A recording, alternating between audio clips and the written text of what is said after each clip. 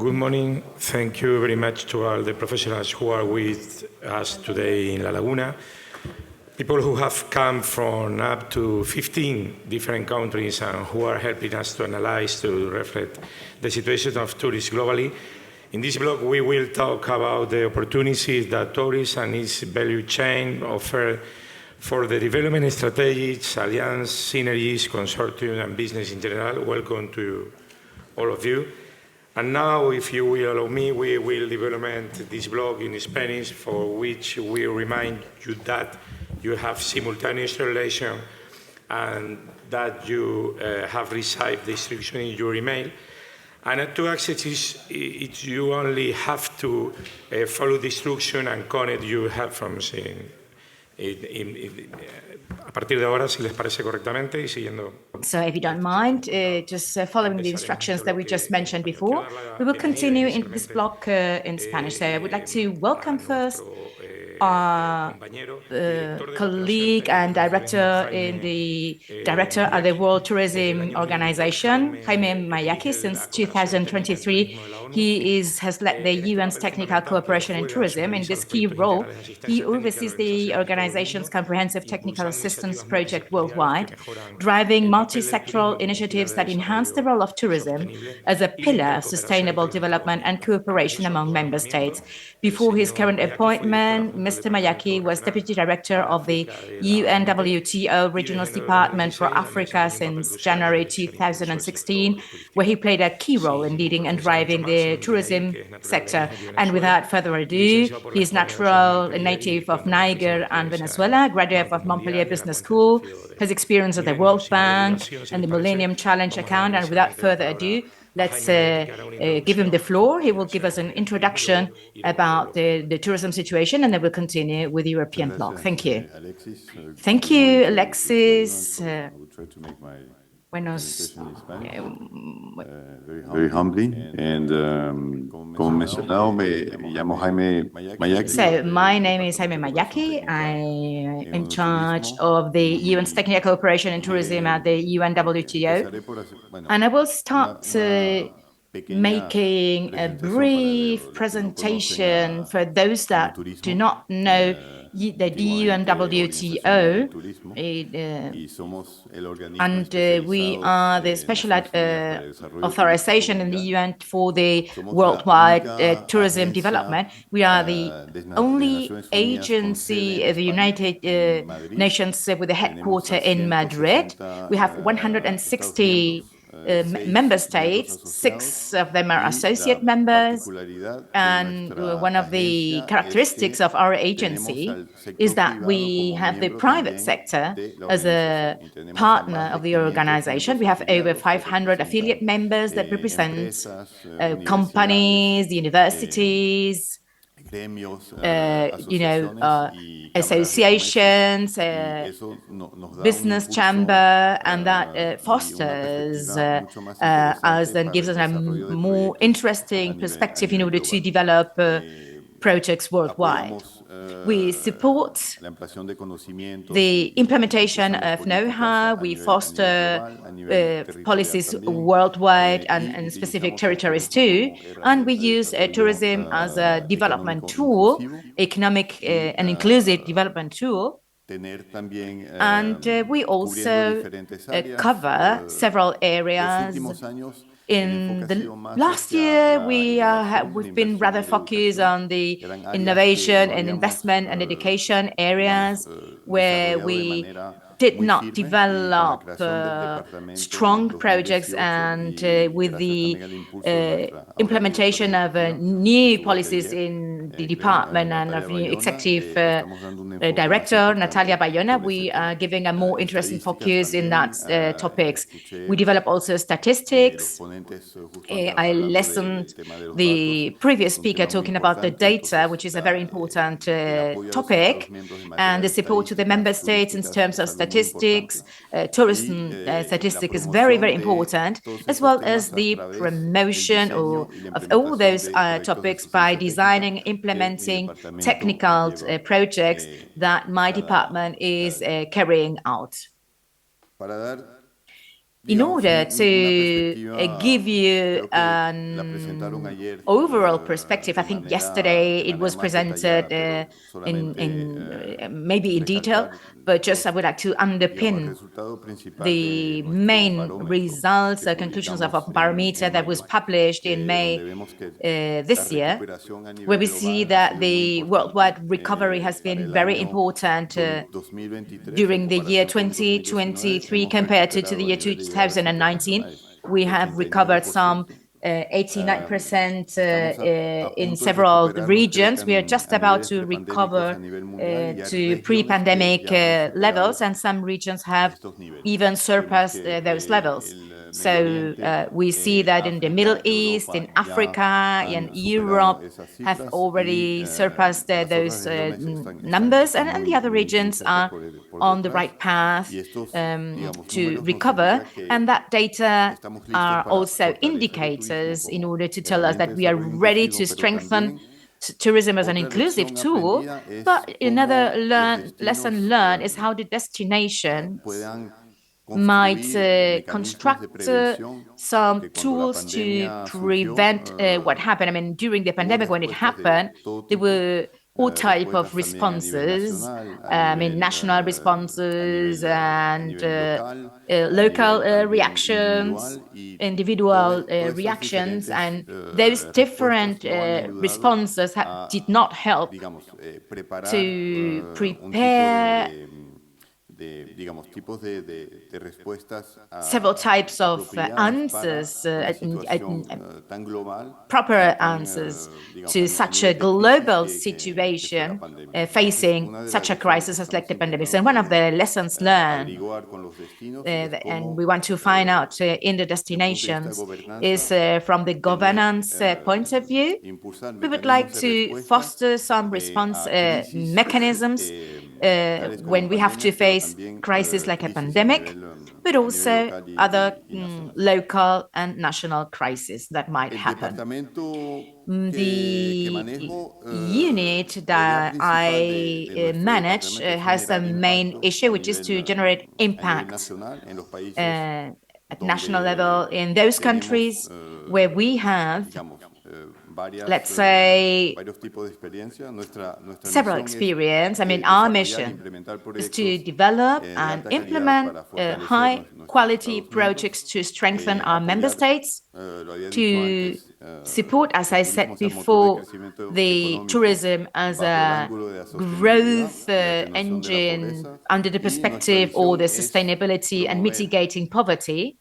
And we want to promote well-being, we want to create well-being, as I said, employment, develop tourism initiatives, enhance the collaboration between the private and the public sector, generating a good and positive impact. That's very important for us, as long as we have some affiliate members within the organization. And as I said before, that helps us pretty much in order to disseminate the know-how and to integrate innovative solutions in the production projects that are implemented worldwide. Our comprehensive perspective includes social, cultural, environmental, and economic perspectives, and through that approach, we try to enhance our sustainable economic growth. As I mentioned before, we work in several topics. We support the planning and development of policies, which is something that we carry out in places like Botswana, also at regional level. This is something that we have already done for Paraguay, and we are currently developing a strategy and sustainable tourism policy for the Dominican Republic. We want to strengthen the capabilities of those states in the value chains. In Moldavia, we are supporting entrepreneur women, training them in human resources, and we also have a very similar project in East Timor in order to how to manage emergencies, communication. That's another highlight of our approach. We published 3 years ago a white paper on security and safety in tourism, and we're currently developing a new initiative, which is to support tourism policy at destinations and train destinations that have already tourism police, which is something innovative that is being developed right now. In terms of statistics, of course, the methodology that we have developed is the strategic tourism account that allows us to measure how tourism contributes in local economies. And very short ago, we approved the measure of sustainable tourism, which is a new method that has been approved by the United Nations Statistics Units 2 months ago, which is something very important for us too, in order to make the marketing and the promotion another tool or area where we have pretty much experience. We have projects in Greece, in Tajikistan, in China, in several provinces of China. We are currently implementing these policies, to develop products, diversification, and alliances and cooperation and exchange of good practices between the member states of our organization. So further on, I will present a few examples of those alliances through the cooperation projects. To give you a global perspective of the projects that are being implemented right now, you can see in the image that I'm just showing, you can see the worldwide coverage that our unit has. There are many projects in Africa, also in Latin America. We are developing several projects in different regions, like we are doing the same in Asia, in China, in Europe. But as I said before, in some Chinese provinces, and that enables us to cooperate with private corporations in China. We have over 40 projects and in 30 member states. And in general terms, our project cycle is the following. Projects are managed after member states present their application, and after understanding the needs, then we develop some proposals. Every once in a while, we have counseling, consultancy missions in order to understand the local needs they might have. Later on, we project and develop how we could establish collaborations, alliances with the chambers of commerce, depending on the topic, and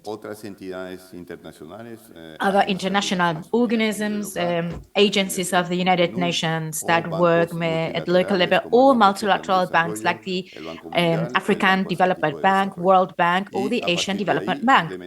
And from that point on, then we implement the actions on site, and we measure the quality of those actions too. And after implementing those, we generate other perspective, giving continuity to the procedures. Some of our alliances, some of the public-private alliances in several topics that have been presented here, like the statistics system, for instance, in Nepal, in Benin, in Mongolia, are projects that we have been implemented hand in hand with the World Bank, as well as with the PNUD. With the World Bank, we have cooperation, a very wide cooperation and legal framework that enables us to implement the projects worldwide. And that's something that we are carrying out in Benin, for instance, and in China too, in Guangzhou province. Regarding the marketing and sustainable tourism development with Tajikistan, we have developed a project with the Asian Development Bank Sustainable Tourism Project, in the case of Greece too, with several town councils as Tassos and Skiathos. We have developed strategies regarding the surveys among the resident inhabitants. Regarding women empowerment and youth empowerment in Moldavia, we have a very interesting alliance with the University of Moldavia. Likewise, the Investment Agency of Moldavia and with us. So through that support, we have a capacity to impact in a very important manner, which enables us also to have a very unique impact. And what I mean with that is that with the crisis that between Ukraine and Russia, Moldavia is a country that hosts about 1 million Ukrainian refugees, and the integration of that population in the labor class is quite a problem. So through the project, we try to incorporate women in the training process and capability process so that they have more job opportunities and can play an entrepreneurial role. And we feel very, very proud about that policy, not only because we support Moldavia, but also Moldavia can benefit through those alliances, so we can give response to some of the problems that are present not only at national level, but also that come from outside the boundaries. And in order to, and just to wrap up my presentation, I would like to summarize somehow the strategy that we have within the department in terms of public and private cooperation. We develop projects in several areas. What we try to do is just to have incentives for the private sector. We try to promote event and cooperation and exchange spaces so people can exchange experiences, good practices. Our department is currently working, trying to reconfigure the way we focus our projects, because we are aware that some countries have good practices that might be disseminated to other member states, which is the case, the recent case of Colombia. There is a lot of experience regarding tourism and peace. We are seeing some opportunities to promote and share experiences with other member states, especially in the case of Africa, where they have already shown some interest on both sides. And that's the new dynamic that our unit is taking. The strengthening of the capabilities in the private and public sector is something that we need to develop. Likewise, strategies in human resources in the tourism sector, something that we have been carrying on for a couple of years in several countries where the tourism has a very important impact in the economic sector, in the case of Seychelles or Morocco. And we have guides, methodologies. We are designing investment guides, not only for specific territories, but also for nations. Regulation framework in terms of hotel classification.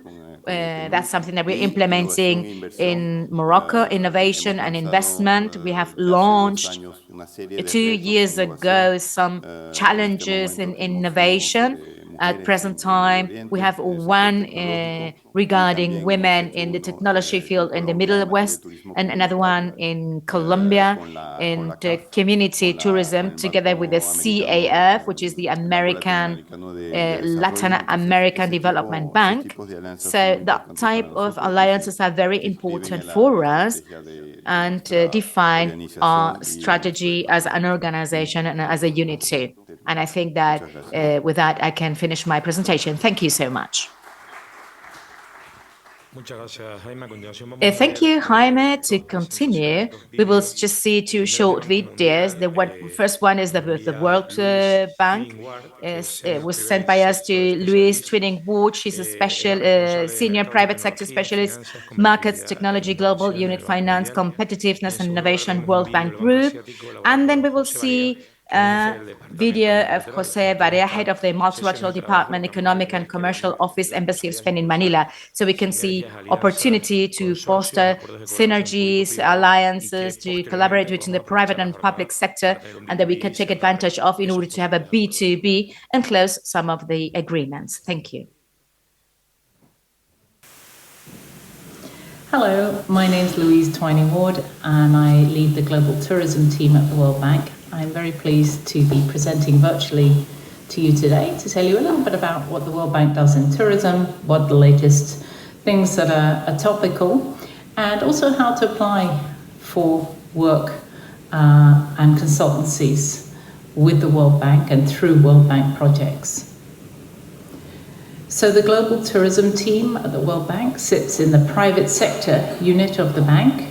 We have a comprehensive approach to sustainable tourism, which includes looking at demand. It includes looking at government regulations and preserving and conserving the assets on which tourism depends.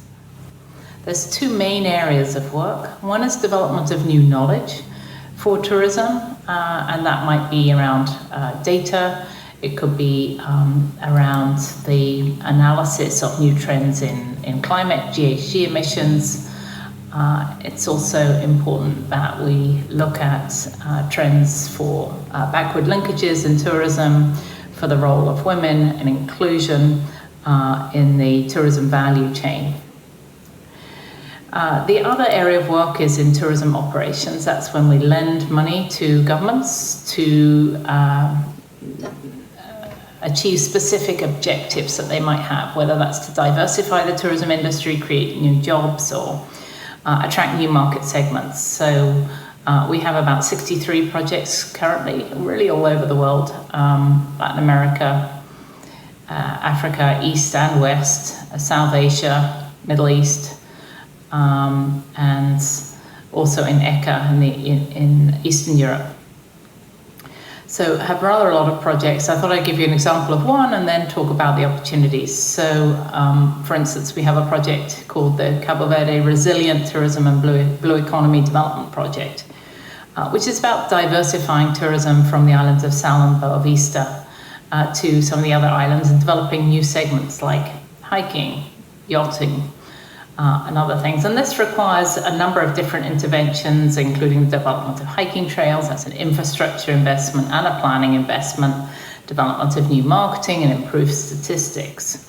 So the types of opportunities, consulting opportunities that could come up with something like that, you would see competitive tenders for the development of statistics frameworks, visitor surveys, digital tourism marketing. There was also a strategy developed for hiking tourism. On the World Bank side, for the types of opportunities that come up, usually it's a specific consulting opportunity. In Cape Verde, it was the development of circular economy tourism assessment that was recently done, also a short-term training course, online training for tourism businesses. So all the tenders, whether they're bank executed, that's done by us, or client executed, done by the governments, are done on a competitive process. You'll see an advertisement, you'll apply with an expression of interest, and develop a technical and a financial proposal. So just a couple of do's and don'ts. Do keep it short, keep it organized, keep it concise. It's an indication of how good you are at doing the product. Do make sure you have the experience and the criteria. Do highlight all your relevant experience, and do keep it short. Don't submit 100, 200-page proposals. Don't submit 10-page CVs, just relevant experience. Don't try and sell a specific product or approach. try to address the needs stated in the terms of reference. A lot of proposals include experience not relevant to the terms of reference. If it's a marketing strategy, I often see consultancies talking about a different kind, maybe a digital tourism strategy or a planning strategy. That's not what's asked for, it's a marketing strategy. So we want to see examples of the specific project that's been hired. So take note of that. And good luck, be patient. It takes time to do competitive process well. We look forward to receiving all your applications and thank you for your interest. Bueno, son cosas directo. Vamos a pasar al segundo vídeo del señor Barea. Aprovecho la ocasión para comentar. We're just going to move to the second video of Mr. Barea. Just I would take the occasion to tell you that we have 3 minutes for each of the attendees, and later on we will just have a debate together. So let's see the second video of Mr. Barea. Dear friends, good morning. First of all, I would like to thank the organization of this event, the possibility that they're offering in this multilateral department, Economic and Commercial Office in Manila, to give us a few minutes of their time in order to introduce you the Asian Development Bank and the business opportunities it's offering in tourism. The Asian Development Bank is a regional bank focusing its activity in more than 40 development members that goes from Central and West Africa and some islands in the Pacific Ocean. It is true that the Asian Development Bank, it has an important investment in the traditional sectors, basically water, transportation and energy sector, that justify 80 to 85% of the investment of the Asian Development Bank in the receiving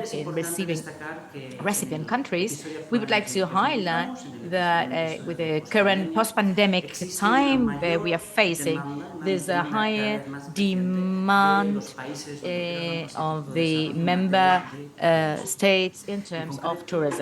Specifically, the Asian Development Bank is receiving requests in order to manage some projects related to digitization of tourism, incorporation of municipal measures to manage the private short-stay rentals. We are receiving also some requests in order to incorporate some smart destinations and a full range of services linked to that area of the Asian Development Bank. We have enough capital to support the funding of these initiatives.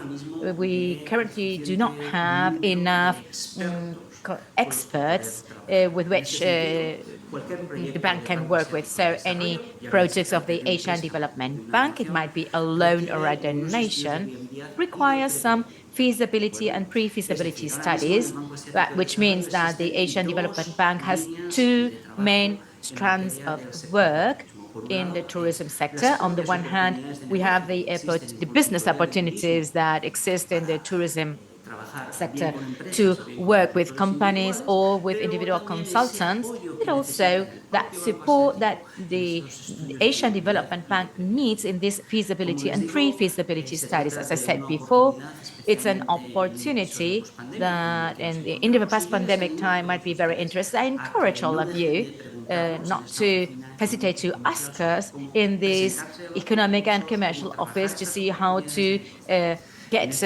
maybe present a tender.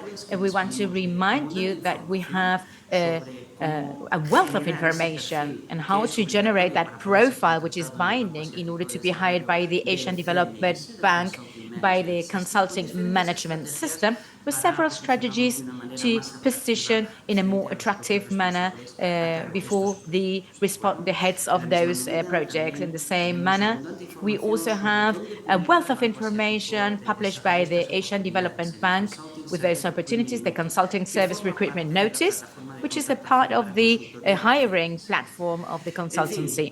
So we are at your availability. You have our email data, our contact data. It would be a pleasure for us to count with you and help us to work with this institution and the business opportunity that it offers in consultancy in the post-pandemic times we are facing right now in the tourism sector. And without further ado, thank you for your attention. Good afternoon again, and now we want to get in touch with Fernando Caicoya. We'd like to introduce all the people that are participating here. He's the head of Tourism Professional Services Department, ICEX. This is in Miami, Florida, a Spanish Trade Commission. He has also worked in Spanish Trade Commission Sao Paulo, promoting the Spanish SME in Brazil. He's an executive MBA by the Business Institute of Madrid and Diploma of International Trade by the Commercial Studies Center. He's been working for the State Business Secretary. He has a degree in law. He's a member of the faculty of different training centers and has a lot of international experience. And he will just get in touch with us in a few minutes. And then we have also here Pablo Martín Carbajal to my next. He's the Executive Managing Director of PROEXCA, the Internationalization Support Program for Canary Companies. He's been Director of Competitiveness, Innovation and Digitization in the Chamber of Commerce of Tenerife, Deputy Economic Director for African Affairs in the Government of the Canary Islands, Director of Africa Info Market, and he holds a degree in economics from the University of La Laguna. At the right, we have Silvia Camacho. She is from Tender Boost Consortium. She's the driving force behind the international tender program Tender Boost, which is a collaborative effort by PROEXCA and the Canary Islands Chamber of Commerce to work coordinately to see which is the best participation that Canary Islands companies might have in international tenders, thereby diversifying the business opportunities and fostering their growth. She's the project manager of the International Tenders Project, PROEXCA. She works also in DG Markets. She was also technician in the Chamber of Commerce International Advisor. She has worked in E&C Global. She has a Master in International Business and has a degree in Business Administration Management, International Business Management by the University of Las Palmas. We have also Tatiana David from EUROEMOTUR project. She's a professor and researcher at the University of La Laguna. She's also a researcher at the University Institute of Tourism and Economic and Sustainable Development, TIDES, a member of the UNESCO Chair of Institutional Relations of Tourism Planning and Sustainable Development in Education, Director of the EUROEMOTUR Neuromarketing Research Laboratory at the University of Las Palmas de Gran Canaria. Likewise, to the left, we have Vicente Dorta, Executive Director of Kaudal Control y Gestión de Proyectos. He was the Managing Director at Turismo Tenerife 4 years, General Director of the Chamber of Commerce Santa Cruz almost 20 years, and technician of the Agencia Española de Cooperación Internacional. And then he has a degree in economics by the university. He has a master in international business, and he has also finished the PMD program, Management Development Programs.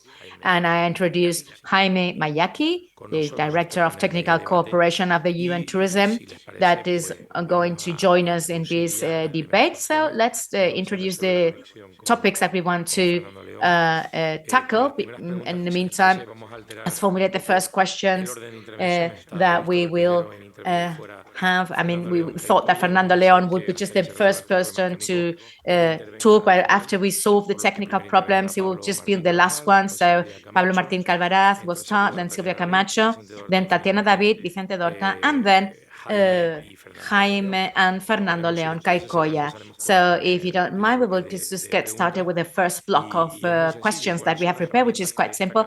What tools would you highlight from your organizations to materialize projects, initiatives, and alliances that favor the tourism development and its value chain? And I would like to highlight the importance of the value chain when we talk about tourism. We tend to think about hotels, or we have in our heads thinking about travel agencies or operations. Tourism is much more, is the whole value chain. There are all the stakeholders participating around and revolving around the tourism. So we'd like to focus the debate in that way, and we would like to see how we can enhance that, the whole value chain, and how we can contribute with the several tools that we have. So Pablo, the floor is yours. Now, thank you, Alexis, for the invitation to this panel. I represent PROEXCA, as we said before, and PROEXCA is a public company participated by the government of the Canary Islands. We are devoted to foster the exploitation and to attract investment to the islands. So, I mean, the tools, the available tools are oriented to promote the exploitation and attract investment. As I said before, we try that tourism companies go abroad and export their know-how. And regarding the investment, we try to attract, I mean, we're not that devoted to the tourism sector because the dynamics are completely independent from, I mean, they're pretty much developed within the sector. They don't need us that much, or they don't go through PROEXCA, but they have other pathways which are rather specialized for that sector. But related to the exploitation, we try to foster how to export our know-how. We have an added value in tourism, for instance, where we might influence how to export the know-how. And for that purpose, we have several measures or tools. First, the sectorial plans. We have roundtables with the sector and define interesting actions for the sectorial companies regarding what they might do in order to export their know-how. And we have several clusters where tourism companies are involved, especially in know-how, engineering, and so on. Those are the sectorial plans, right?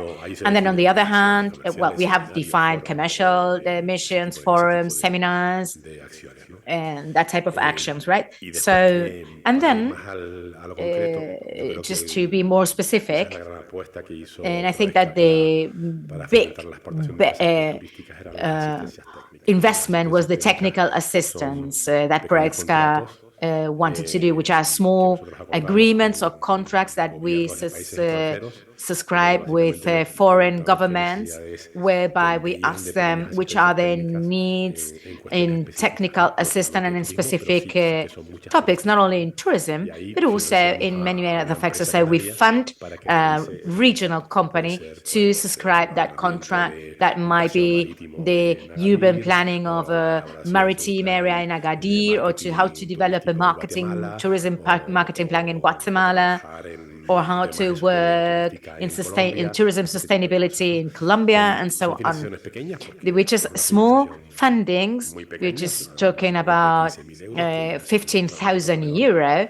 Is just a minor contract, but that enables the company to have a direct contact with the foreign government, lets them know the company, and opens the path to have a future business with that company. And then the next plan that we want to implement in order to have also the support to tenders, but it's something that Silvia will mention, which is a project that has been developed in PROEXCA, but she will be in charge of mentioning it, right?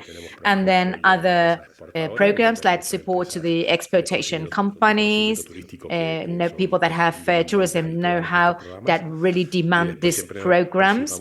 And then we also participate, not on a regular basis, because at the moment we don't have any open program, but we have cooperation programs, which are pretty much linked to the Canary Islands cooperation with the West African countries, like the MAC project. And then we have some technical assistance in the tourism field with Cape Verde, for instance.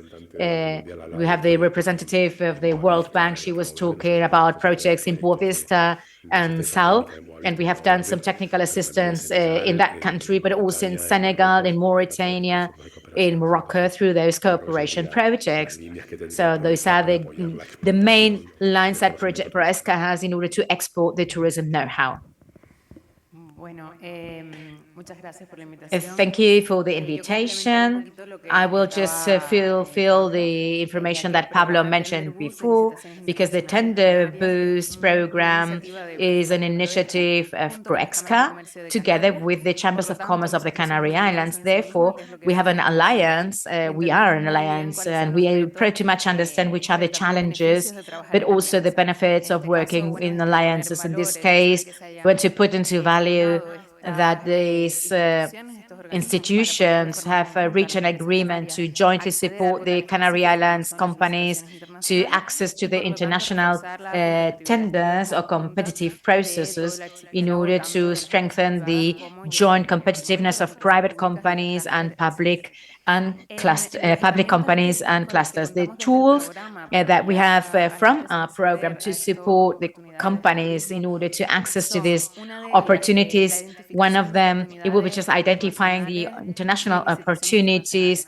to access the international tenders. At the moment, we have 70 companies included in the programs, and those companies that might be interested to tackle this international tourism projects might register, and then we activate the service to identify opportunities, which is a very tailored measure. That's the first step in order to have in the radar which are the opportunities. Additionally, we have alliance and consortium creation. We work with public-private consortium because there are several public companies on the Canary Islands that have been in the market quite a long time supporting the private sector. That's something that is very pretty much valued by the multilateral banks. And from the Canary Islands, we are quite very successful to foster that. We also try to find international partners for specific competitive processes, because sometimes the partners ask us something for her. We want to have to identify partners, for instance, and then we will just find them in a specific country, because the qualification requirements require experts or experience with specific characteristics, which the project considers very relevant. Now, the third working line is the organization of commercial missions, specifically in order to get closer to specialists of the multilateral banks. Some of them are direct projects, like the one that we recently did to Colombia, which is and then we have inverse missions with which we have collaborated with the ICEX when they brought specialists in the field of tourism, like the case of Luis, for instance. Spent a few just time here in Tenerife and El Hierro, and with the Inter-American Development Bank. That enables us to show the cumulative experience that we have to this specialists at international level. Therefore, we do not have to wait until the international tenders are published, but we might differentiate the opportunities that the Canary Islands might offer. And then we develop some reports and know-how for several sectors, among others, the tourism sectors.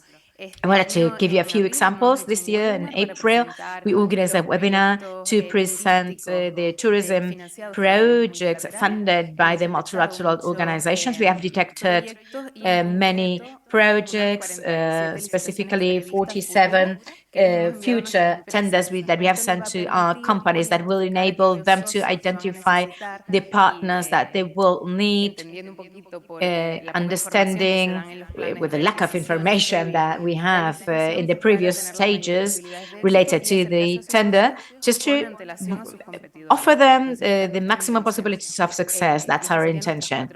And those are the 4 tools that we are working with. I will add that those consortiums that are being built, we always need not only the know-how of the public sector, but also of the private sector. But apart from that, experts of the academy, the university, for instance, we have the advantage of having 15 different countries represented here that in a specific moment might make some networking and B2B sessions in order to participate in this project. Tatiana, the floor is yours. Thank you, Alexis, and the organization for inviting me and the EUROEMOTUR project to be present in this panel that I consider to be very complex and complete, trying to tackle all the parts of these alliances.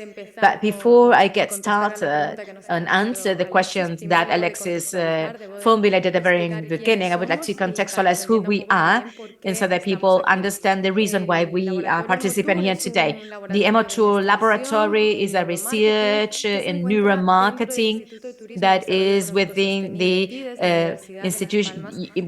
within the Institute of Tourism and Economic and Sustainable Development at the University of Las Palmas de Gran Canaria. We have several tools, as I mentioned before, they're related to neuromarketing, where we just could use tracking tools, where we use several elements to analyze which is where the consumers and tourists what catches their attention, right? We also use Just Leader tools to analyze the emotions, what they like, what they do not like, are those positive, negative emotions, how this promotion is affecting the web that we have developed. We have other elements to analyze the brain response of the users. And by the end of the day, this is a set of tools that enable us to analyze the emotions and the behaviors of consumers, the behavior, in this case, of tourism in a global manner, enabling us to reach solutions for the companies and for the destinations. And as far as our research work is concerned, adapted to the needs that these consumers and tourists might have, because we can understand much better which are the emotions and the behavior. This helps us to tailor the products, the experiences, so that we have a higher happiness, satisfaction of the tourism, increasing, therefore, the number of consumers that we might have. Within EUROEMOTUR, within the Institute for Tourism, Economic and Sustainable Development, we found the project that we want to present today, which is called EUROEMOTUR, that support the tourism SME from the region, but also the European ones too. We have three pilot projects. We have Canary Islands in Spain, the Veneto region in Italy, and Laponia in Finland too. But the three are the pilot projects where we are trying to expand and reach other countries.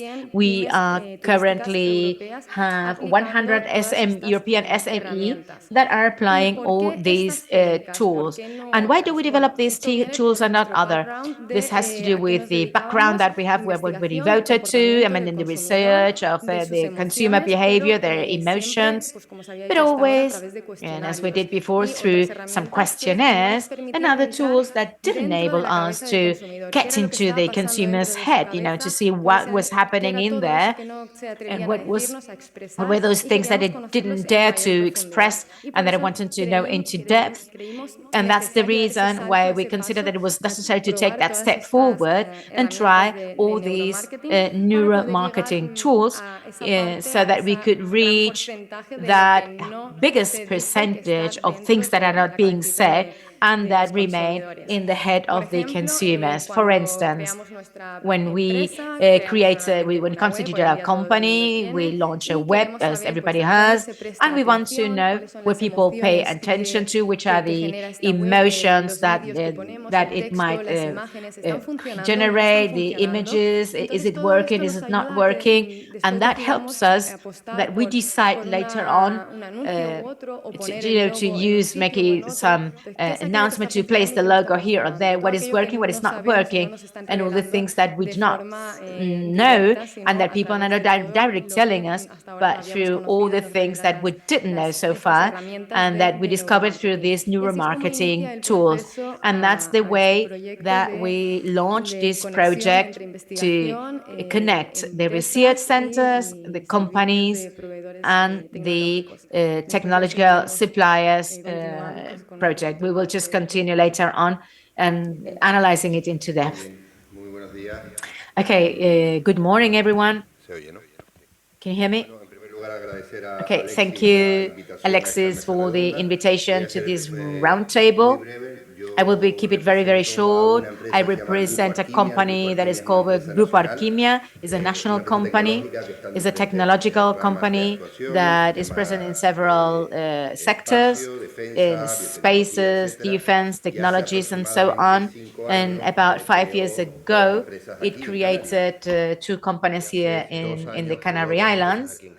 In the Canary Islands, as I said, first of all, a research center that is called Arquimia Research Center, that is in the Scientific and Technological Park in Tenerife and in Gran Canaria. Those are the headquarters it has to, and they research in several development areas devoted to developing the processes of the group itself, because the group decided to bring all the R&D to the Canary Islands, among other principles, but basically because of the economic and tax regime that we have in the Canary Islands.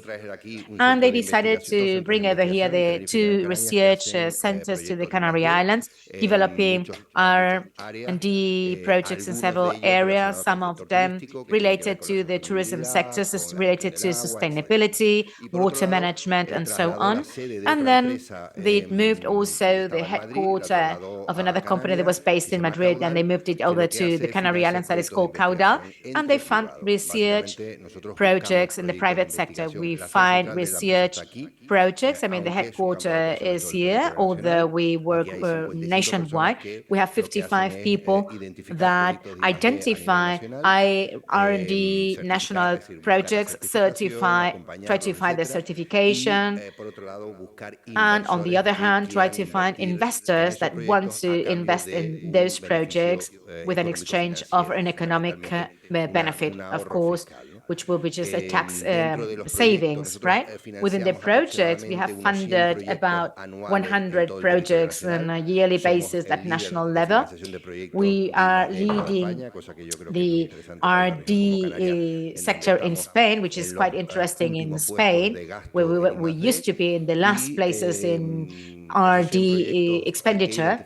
And those projects were identified and funded nationally. Some of them might be developed and are related to the value chain of the tourism sector. They always have to be projects that are linked to technology. If they do not have a relevant part of technology, then they are not the right candidates. And we collaborate with public and private international universities. And basically, those are the working lines, strings of works that we have in Kaudal. Thank you so much.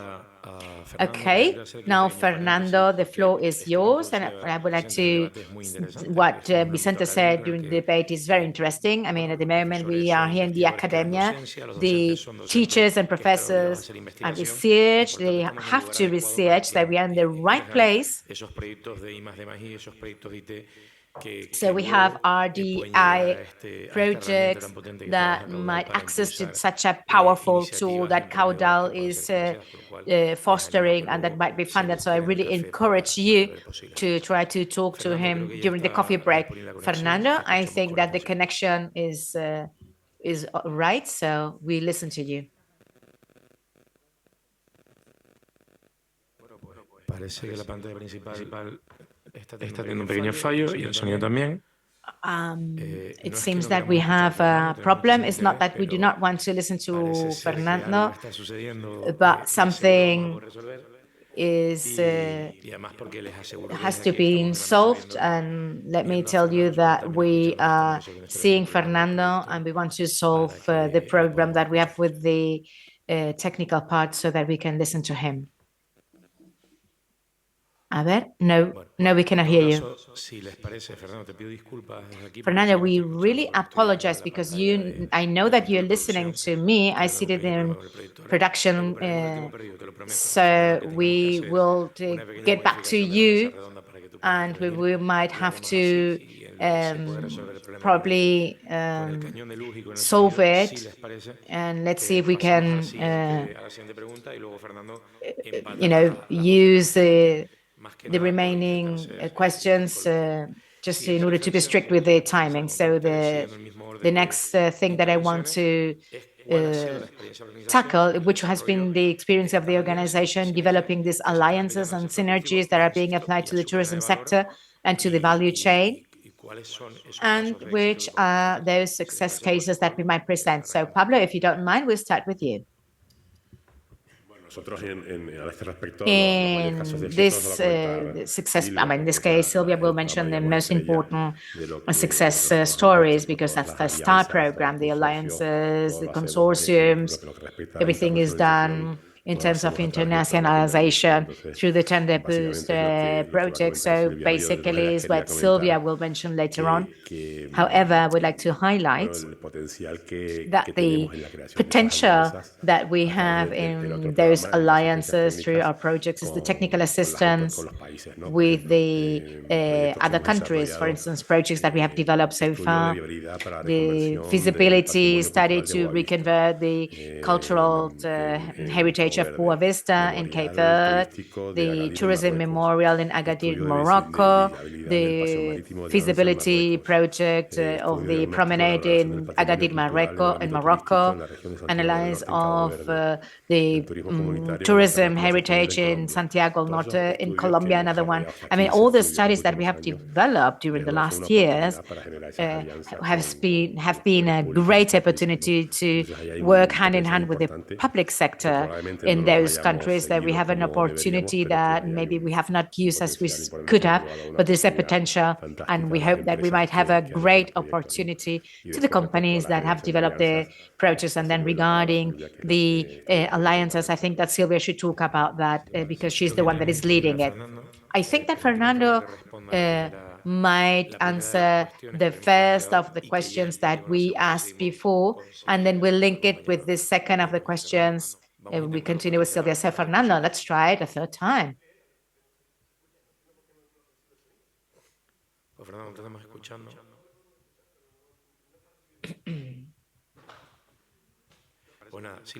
Okay, we will just continue with Silvia to see whether we can solve the technical glitches that we have with Fernando.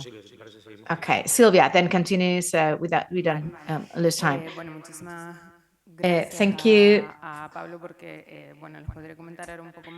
As I said before, is with the consortiums that we have created in order to foster the participation of the Canary Islands projects and several projects, I would like to put into value that the Canary Supporter program in PROEXCA has in order to enable the companies to have the financing during a process where we can really offer them a dynamic in an advanced stage of the international tender program, and then we just close the cycle of several interesting tools, including also eligible expenditures in international tenders, so they can hire experts in destination to solve tax questions and other interesting questions too. So back to the success stories, we have several people, especially the collaboration between the private and public sector in the Canary Islands, and in the tourism related to the blue economy and environment. There are two big trends in the projects launched from the multilateral institutions, which is they have a pure tourism, but they are also related to environmental factors and climate change and digital factors too. And therefore, we see that some of the companies had to establish alliances in order to go together with such technological partners where we go hand in hand in several projects. The same happens with the environmental part. In our case, we've had success stories related with tourism, but especially in developing coastal plans, so projects like the analysis of risk, the climate risk in 1,000 kilometers coast in Guinea-Bissau, which was financed by the PNUD, which was assigned to 3 companies of the Canary Islands, projects in Cape Verde, like the ones that Luis mentioned about blue economy and resilient tourism, where we mix the tourism and environmental things. We've had all as a relevant case. I would like to mention the Fonseca Gulf. It's important to highlight that we try to find a local partner, a Canary Islands company, an NGO that was working in several countries. As we know, the Fonseca Gulf is a bay including Honduras, El Salvador, and Nicaragua too, if I'm not wrong. And the strategy to try to find partners working in several countries where we have some interest might simplify things if we have a strategic perspective trying to cover a region. So that's the recommendation that I can share with you in order to be efficient. So we try to reestablish the sound. So let me just tell you a little bit. Right now, with the project that we have in EUROEMOTUR, we have been making matchmaking projects where we are connecting on the one hand with the tourism, European SME companies, and on the other hand, we have the suppliers offering technological solutions to help them in the digitization process and as a bridge between both parts. We have what we know as support organizations or research organizations. So we work as a link or a bridge between the SME that so far didn't have the possibility or resources in order to reach the digitization of the companies. And on the other hand, we link the SME with the technological solutions suppliers. So the University of Las Palmas de Gran Canaria is leading this European project where some of researchers of the University of La Laguna are participating and other European laboratories. All of it is helping us to create a tourism digital hub that gathers all the several parties that I've mentioned before, so that it enables us to make a previous analysis of the digitization state of the tourism SMA in Europe. We have over 100. So it's like a sea towards the digitization. I mean, that's the start towards the digitization that this SME have. And there we create a very important network with several laboratories, research centers, European tourism companies, and technological suppliers that are present Europe-wide. What we could do is just learn from each other. We learn from the companies, the research that they carry out, what the laboratories do, and we can enhance our growth, improve the evolution in the tourism sector and of the businesses. So we created an international consortium that enables us to tackle the problems that the tourism sector is facing related to the digitization from a broader perspective with all the stakeholders that are involved in this project. Regarding the pilot projects, we have 3 different regions. However, the intention is to increase the number of regions implementing new laboratories, SMEs related to the tourism sector, and suppliers, and go a little bit far beyond. I mean, want to share the results and disseminate all the things that we are learning, and you can check it through the website. I will share my QR so everybody has the access. During the coffee break, we have a stand with all the available tools so that you can get to know us better, and we can even reach alliances.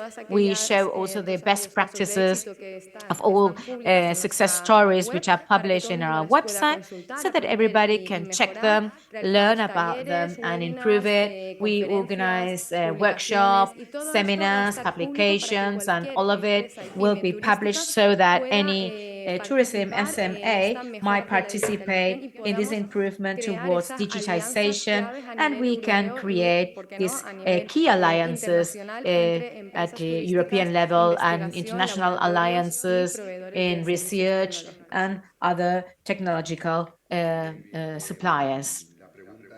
Thank you. So the question was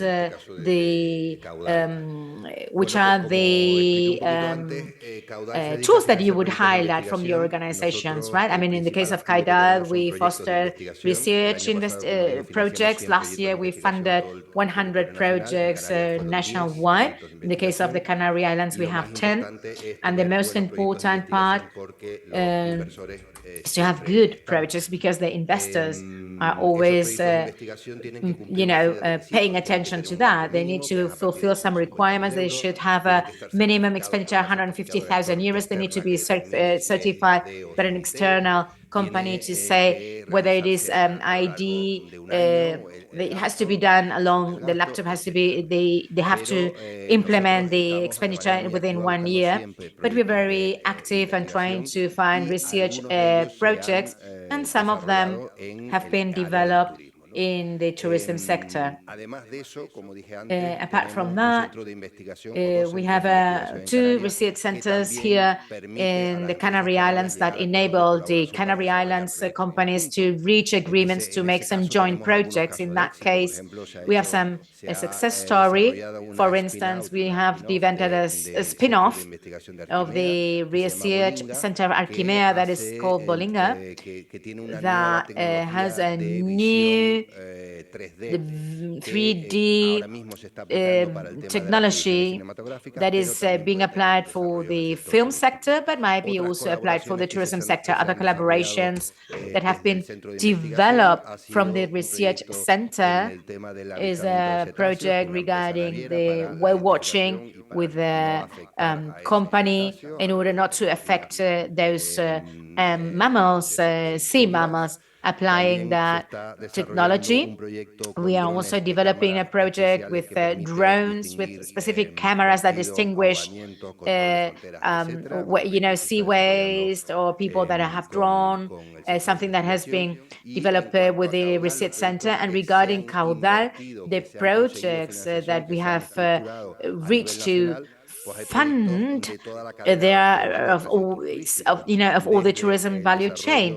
On the one hand, we have the design and development of tourist client attraction at national level. Of course, I mean, we're not talking about a regional project, but it's a possibility that any of those projects might be also developed here at regional level. Regarding the environmental sector, to analyze the residues of the hotels by pyrolysis and catalysis, the improvement of the logistic chain and how it might affect the wine sector, or new technologies in order to chill glasses and cups. And that's in the catering sector. So, I mean, there are many, many possibilities. I mean, the most important thing is to have good projects. Those projects are done in collaboration with public or private universities, with research centers. We collaborate with the Astrophysics Institute, with the PLOCAN, and with national and international research centers. And we can get up to 55 funding of the project if it is RDI project. Is a very important funding if there is no conflict in type of competitiveness. And one of the requests, there must be no project funding, public funding in those research projects, because it's a funding project between private sector and private sector. Okay, I think that we might give it another try. Fernando, shall we just give it another try? See, we're going to switch off all the mobiles on the table. Are you available now? Fernando, ¿nos escuchas ahora y intervienes tú? ¿Sí? ¿Ahora? Hombre, bien. Yes, now. Alexis. Okay, we will just catch up 2 questions that we have on the table, and then continue with the next one. The one which is the experience of your organization in developing alliances and synergies, and the second one, which tools would the ICEX highlight in order to materialize projects, initiatives, and alliances to favor tourism development. Before I get started, this is things that happens in the best families when we're working directly, but the technology ends up working, which is something that is very important. Thank you so much for allowing us to participate in this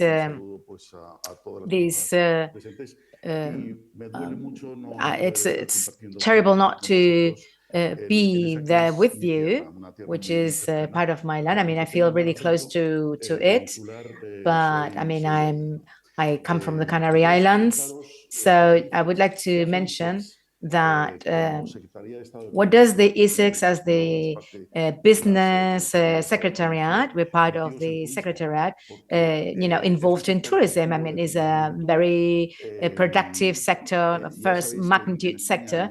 As you know, there is another institution, there's another state secretary, which is the Ministerium of Tourism. They try to attract the tourism together with all the autonomous regions, and what we are in charge of is just to try to internationalize or help to internationalize the Spanish companies linked to that sector. We help those companies to export and reach the internationalization, and we help also the international companies to try to come to Spain, make business, and try to make investment.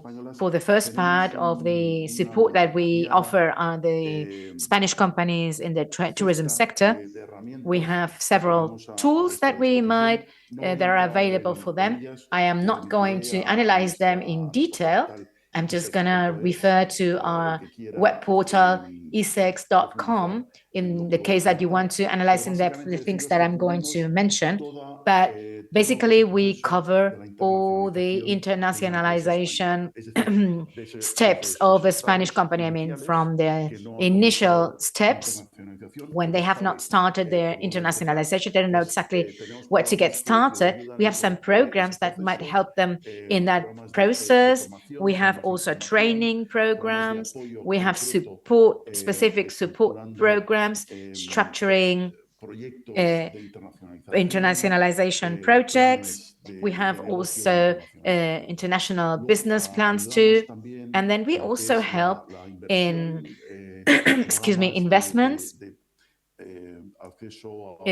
programs from the state secretariat, like the Fund for the Internationalization of Businesses, that are on charge and that are coordinated through our network. I mean, basically, I would say that one of the main tools that we have is we have the many offices that we have worldwide, over 100, and these offices are offering tailored services, which are, absolutely tailored according to the needs of each of the projects that the companies express. They might have specific needs to be covered, and we have to analyze whether we are able to support them. As you might have seen, our commercial business in Manila made a presentation of the Asian Development Bank. It's a regional bank that we're starting to work with, and it is a bank that, as you might have seen, is kind of starting from the year 22 to the year 26. We have already 21 specific projects linked to tourism. So I will encourage you to get in touch with us, with the ICEX, or with Manila, with our commercial office. We call them our antenna before the multilateral organizations.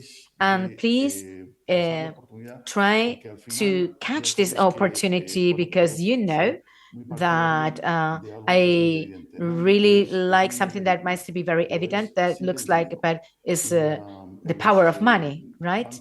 And the development bank, the international development banks they manage the monies of the regional governments and the projects that they fund thanks to those loans are granted. So, because sometimes the countries that are being developed do not have the capability to develop some of the projects. They have them within their program, but they don't have the capacity. So they need to structure it through several support lines with those international organizations. In the case of international companies, in the case that they want to have productive implementations in Spain or, catch some talent, we also have a collaboration with foreign startups. I mean, we have several programs, and I really encourage all the present audience to visit our web portal and check them. Regarding the second question, I would say that the ICEX tackles the topic through a very holistic perspective, if you allow me that expression. I mean, what we normally do is that in the case of Spain, has been a very sound success as a country and as an economy in terms of developing the tourism for the economy of the country. I mean, Spain lost quite a share of the market in the tourism industry. And what we want to present abroad is that please get to know the Spanish solutions, the solution of the Spanish companies, which are the ones that have the know-how and know exactly the main parameters. We're just talking the governance, technology, sustainability, the accessibility. And so by the end of the day, Spain has a very powerful know-how, and that thanks that we have made it the right way. In other cases, we have not done it the right way, but that has enabled us to learn and improve our tourism model and have some companies, pioneering companies in terms of the tourism sector. So what we want to offer to many of these international funding organizations, they need to get to know the Spanish methodology, how we make tourism here in Spain, because you will not make a mistake. We know how to make tourism or implement tourism in a country. And that's something that the Ibero-American Development Bank bought in one of the programs that they are carrying out, the cities for the future tourism. It's being implementing the methodology that the smart destinations are showing interest to. And it's so we are trying to implement it, as I said, in 10 several American cities. So what we are here to help you. The actions, the international actions that we carry out, where we just fairs, workshops, seminars, webinars, they are available to you. So get in touch with us, because what we want is to listen to the companies so that they know that we're available, and try to help them to structure and help them in order to carry out some promotions abroad. I hope to have kept it short, and I'm available. And now that we have the connection and we made it, thank you. Thank you, Fernando. Don't say too loud, just in case. Okay, Jaime, we finish with you this block, and then we continue. Thank you, Alexis. There's an echo.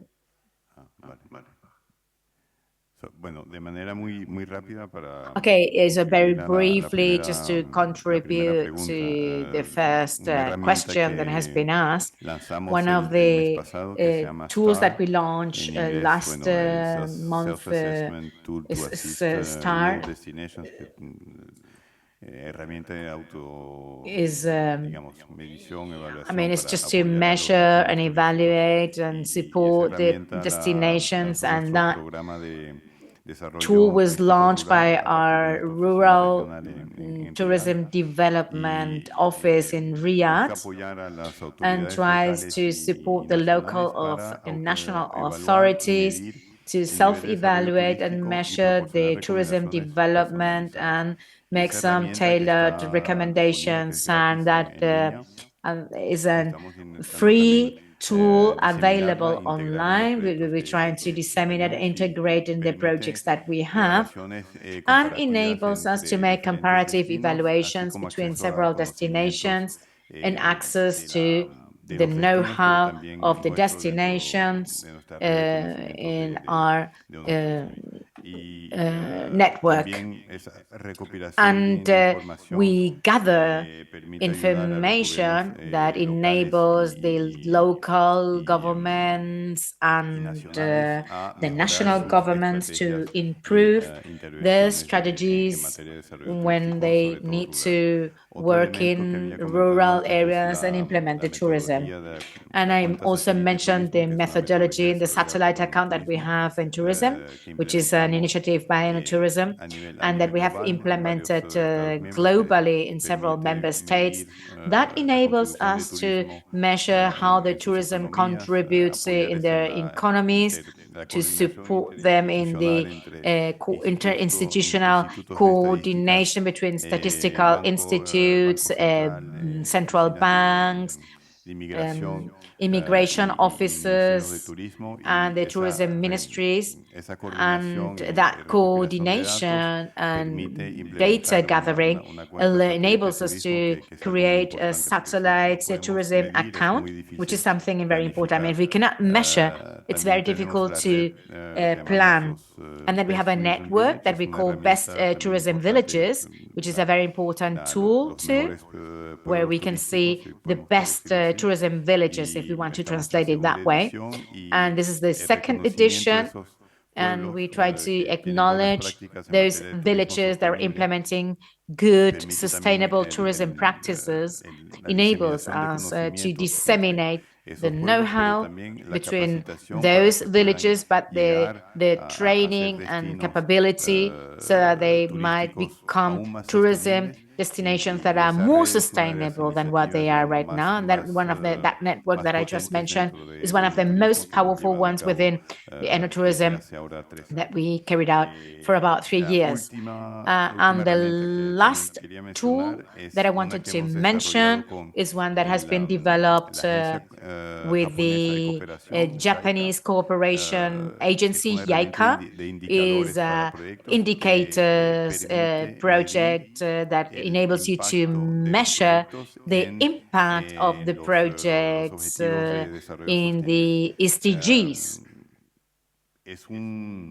So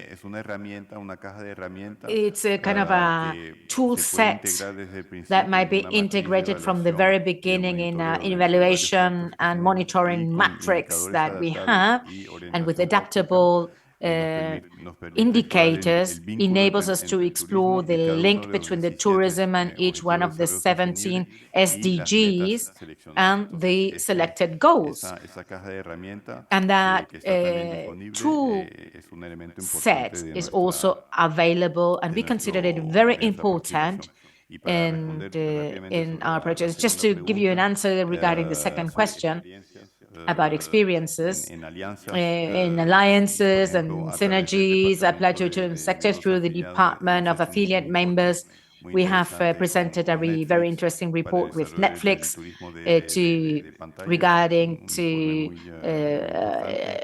screens for the tourism, together with the Latin American Development Bank. We have also launched some innovation challenges for the community tourism, that regional in Latin America, that enables to emergency of some startups. That is a very important impact on the community tourism. And last but not least, with the university, with the Lucerne University in Switzerland, we have created an international sustainable tourism package, which is a training. It's 2 years training with some stays in Madrid and in Brussels too. And it's something that, I mean, at the moment we have the first group that will be working and will be graduated next year, and is a very important bachelor for us, especially in terms of sustainable tourism. Thank you. Well, thank you, Jaime, so much. So let's go to the last question of this group. Fernando, we'll get started with you, then we continue with Pablo, then Silvia, Camacho, and then Santi and Jaime, just to make a wrap up. The last question, I think, is the one that is more interesting in order to bring this closer to us, to the experience, which is the roadmap that you think it will be have to be followed. On the one hand, the research centers, the companies that are present here today or online, in order to carry out these tourism alliances, and how we can strengthen those agreements between the public and the private sector, and how we might be more effective in the value chain in the tourism sector. So, Fernando, if you don't mind, you get started, and then we continue with the remaining members. Thank you. Alexis, can you hear me well? Yeah. Yes. Just to mention that in our case, and at the present time, one of the sectors that we consider that has a more international projection in the tourism sector, in the several subsectors of tourism, of course, is the technologies for tourism. In the previous presentation, what was mentioned is that the essential thing is that the tourists are different today from the tourists that we have some decades ago. Information is today a key factor. It enables you to adapt to the needs that your clients might show. The available information about the destination is also crucial. That means that the information goes through several critical sectors in order to take a decision. And we are aware that one of the negative parts that we have regarding is how to identify the travel tech sector. I mean, how many companies are there? Who are they? What is the technological ecosystem for the tourism? We have some references. In this case, we have Segitour, which has a guideline published for emerging tourism destinations with several solutions published, but not all of the companies are present. I mean, they just present about 100 companies, but not all of them are present there. We're making a big effort right now to identify which are the companies that belong to this ecosystem, not only the businesses of the sectors, I mean, not only the SME, the system labs, the positive potential startups, but also, as I mentioned, the ecosystem as such, the accelerators, the institutions, the economic and financial network, because we consider that that ecosystem they have to get to know each other in order to foster some promotion actions for the future. In the commercial promotion actions that we are carrying out abroad, and we organize a commercial mission and bring some of the businesses with us, there's kind of a feedback, very important feedback between the companies that participate. So that's one of the results of the actions as such. And when they come with us to a fair, they discover each other and they start collaborating in future projects, which means that we consider that what is missing is get to know each other so that they might structure future projects among them. So, for instance, they might have projects that might be funded by international funding organizations. That is the case of the project with the Latin American Development Bank, which is structuring with through a Spanish consultancy agency. And what we expect is that the Spanish companies might access to all these international tenders, that once they get started, I mean, when the methodology gets started, it needs to land and crystallize in specific projects or international tenders so that the companies might access to them in better conditions. For instance, we have some clear cases in the case of the Asian Development Bank, whereby some Spanish companies could access to some projects in several Asian countries funded by this bank in cooperation with companies of other sectors, like, for instance, infrastructure.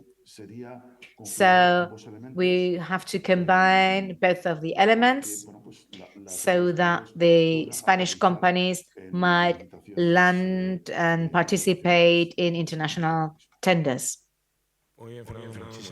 Okay, thank you, Fernando.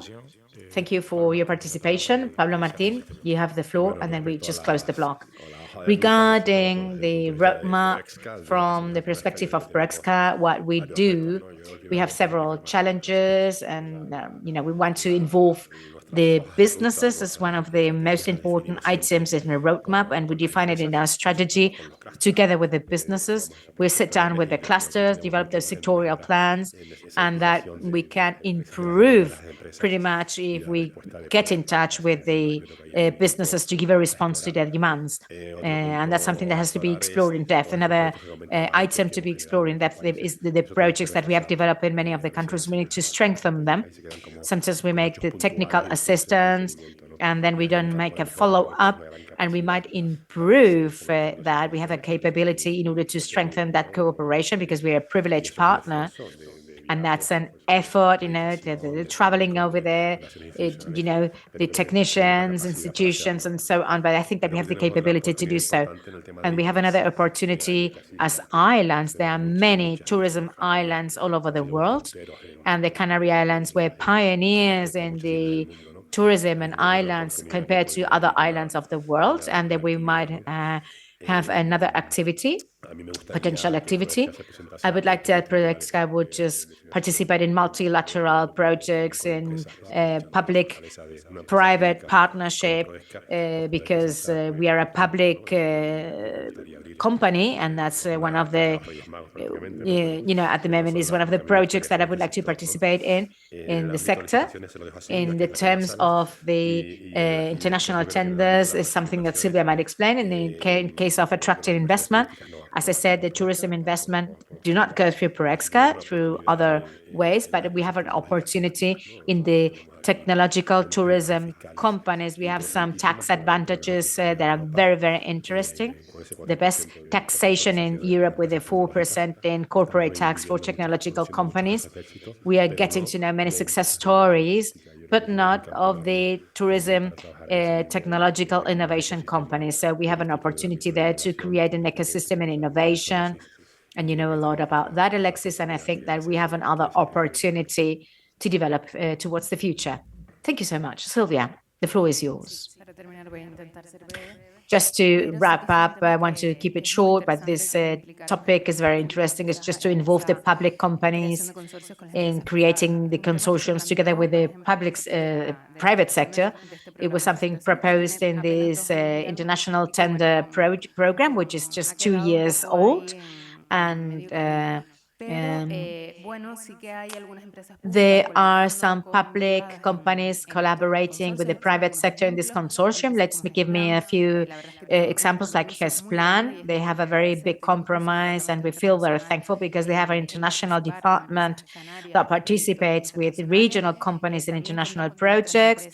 We also have other public companies that might participate, like the Technological Institute of the Canary Islands, like the Metropolitano Tenerife TITSA, which are two transportation companies. And we are coordinated with universities, because when we want to add some experts, they have the know-how, they know the quick path, in order to reach that. We have face some difficulties, like the public companies, they have to check their bylaws. Sometimes they have to modify in order to participate in international tender.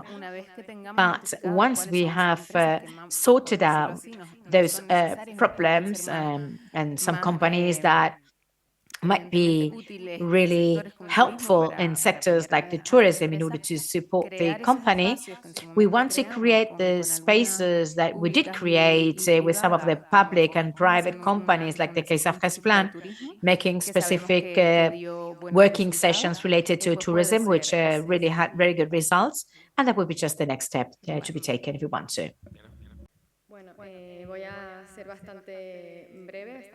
I will keep it very short because we are out of time.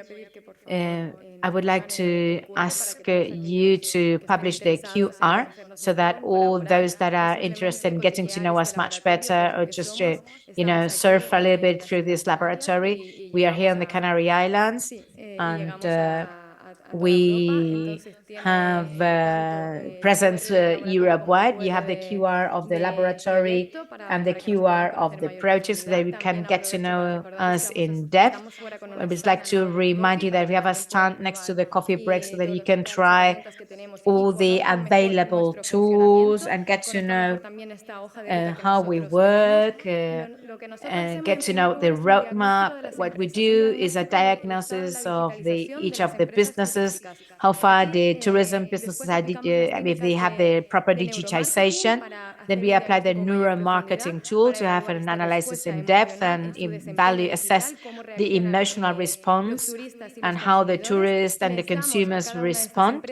Then we give a tailored report of the digital rendering and some recommendations of how they might evolve toward a better digitization related their specific needs with the solutions and foster and the potential technological suppliers. Many companies can do them by themselves.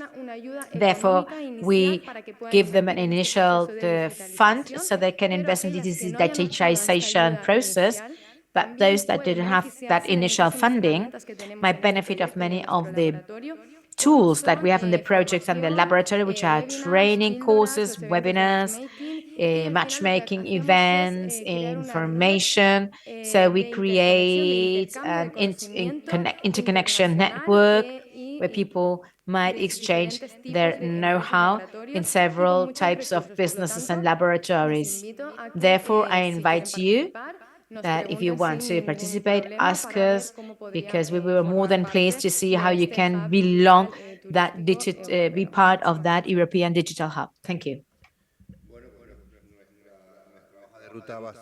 Our roadmap will keep on trying to find research projects nationwide. We want to identify more projects than the one that we have identified in the Canary Islands, and try to find companies that want to optimize their taxation through the investment in these research projects. That we work with more tourism companies, the big investors, like the TACLIS in RD, Canary Islands tourism companies that invest a big percentage in developing those RD projects, and that also have a corporate responsibility project, because they are financing and they're using the taxation in order to develop some projects here on the Canary Islands, and that's our roadmap in our case.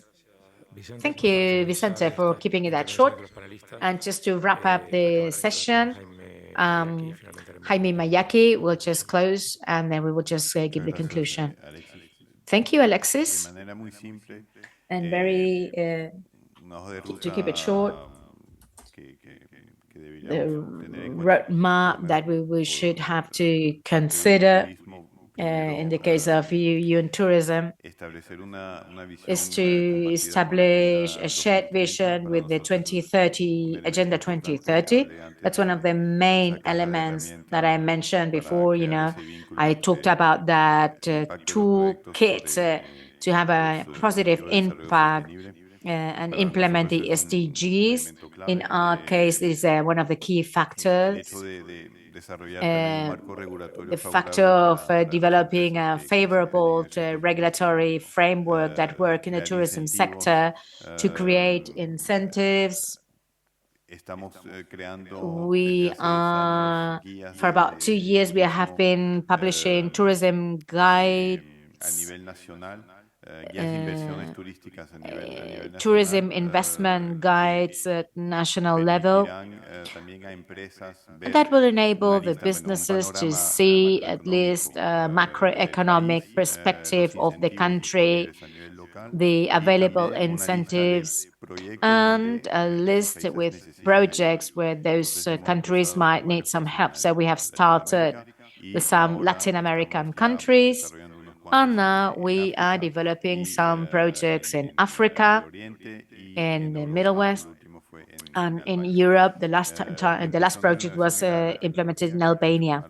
We want to foster the technology, which is something that is quite evident, implement some technological things, and to access to the financing too, which is something important in developing the projects in multilateral banks, cooperation, international cooperation organizations. That's something that we've done for a few years, and to open the door to, here we have one of the affiliate member colleagues. We want to integrate in a very easy manner how to integrate the companies at global level in the projects that we have. So we want the companies to share their solution, their proposals, because if I have kind of a disagreement with the World Bank in a project for $20 million in Zambia, and I see that within the expert pool we might have a lack of knowledge in a specific area, it is very important for us to access to that, including the private sector, the academia, but specifically the SME in developing and implementing the projects that we are carrying out. So as I said, that's very important for us. So we have kept in mind to organize a forum in that sense, so we can introduce the projects and some of the member states have in their pipeline where they really need support, and with some donors and multilateral banks that need our know-how, but to see how to integrate innovative solutions to speed up and implement in a more sustainable and efficient manner the projects that we have on the table. Thank you. Thank you so much, all of you. Thank you for Silvia Beltran's the interpretation. Thank you for all the attendees. I hope that we can make also future projects that might be useful in international tenders, as was mentioned in the table. Thank you to try to create new RDI projects and collaborations between the private and the public sector, and try to foster the FIAN projects through the ICEX in several countries. We have about 15 different countries here in order to start there. So we are available in the halls number 1 and 2 with the B2B sessions. You can check the availability with the technical secretariat, which is at the entrance of this aula magna. And we are available for any interview that you might have to do. And now we're going to make a short coffee break. Thank you so much.